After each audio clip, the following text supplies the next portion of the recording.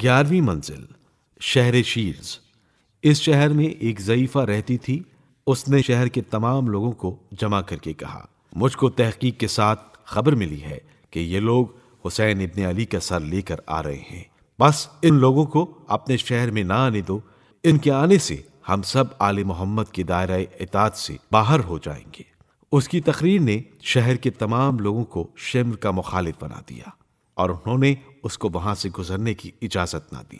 12ویں منزل منزل ارض سیبور۔ جب شمر کا لشکر اس شہر کے قریب پہنچا تو اہل شہر جمع ہو کر مشورہ کرنے لگے کہ ان لوگوں کو یہاں اترنے دیا جائے یا نہیں۔ ایک شخص جو یزید کے دوستوں میں سے تھا اس پر زور دینے لگا کہ ضرور یہاں قیام کرنے کی اجازت دینا چاہیے، لیکن اور لوگوں نے سختی سے اس کی مخالفت کی اور کہا، خدا کی قسم ہم ایسا ہرگز نہ کریں گے۔ یہ بے حیا ظالم جنہوں نے اپنے نبی زادے کو شہید کیا ہرگز اس قابل نہیں کہ ان کو یہاں ٹھہرایا جائے۔ اتنے میں شمر ماں لشکر وہاں آ پہنچا۔ شہر والوں نے اس کے ساتھ جنگ کی۔ شمر کی طرف سے 600 آدمی مارے گئے اور اہل سیبور بھی بہت سے قتل ہوئے۔ جناب ام کلثوم سلام اللہ علیہا نے پوچھا، اس شہر کا کیا نام ہے؟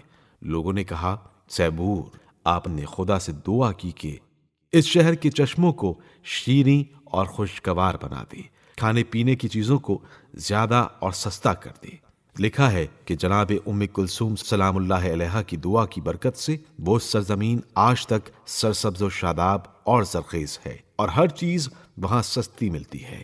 13ویں منزل شہر حمات۔ یہاں کے لوگوں نے بھی قیام نہیں کرنے دیا۔ 14ویں منزل شہر ہمس۔ یزید کی طرف سے اس شہر کا حاکم خالد ابن نشید تھا۔ اس ملعون نے تمام شہر کی آئینہ بندی کا حکم دیا اور خود ماں لشکر یزید کے استقبال کو نکلا، لیکن اس کے باہر قدم نکالتے ہی شہر میں غدر مچ گیا۔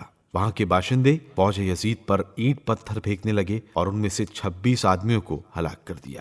شہر والے پتھر مارتے جاتے تھے اور کہتے جاتے تھے، او گمراہو، ایمان کے بعد کفر نہیں ہو سکتا، تم پر خدا کی لعنت ہو، تم نے وہ کیا ہے جو کسی نبی کی امت نے اس کی اولاد کے ساتھ نہیں کیا۔ انہوں نے یہ قصد کیا کہ ان لوگوں سے زبردستی سر امام حسین علیہ السلام چھین لیں۔ شمر و خولی وغیرہ نے ان کی شجاعت دیکھ کر مقابلہ مناسب نہ سمجھا اور جس طرح بن پڑا وہاں سے روانہ ہو گئے۔ 15ویں منزل بالا بک۔